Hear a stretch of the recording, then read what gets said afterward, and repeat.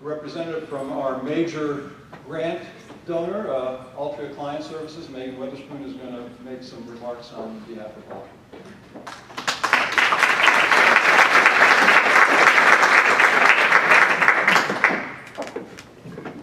Good morning, everyone. I'm Megan Witherspoon, and on behalf of Altria and its companies, I'm really excited to welcome you all here to the third annual Youth Next Conference.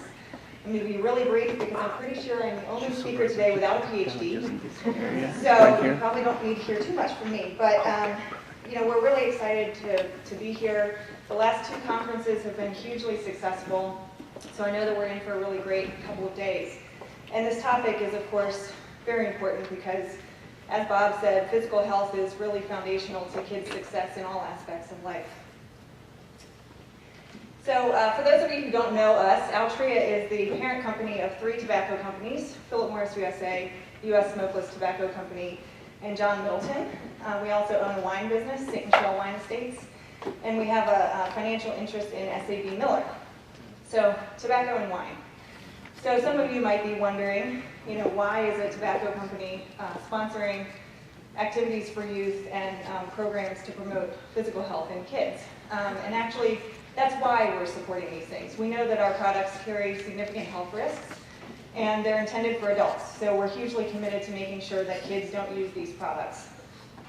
For about 15 years, we've been investing in programs like 4-H and Big Brothers Big Sisters, communities and schools, and others that really promote positive youth development and help kids avoid risky behaviors.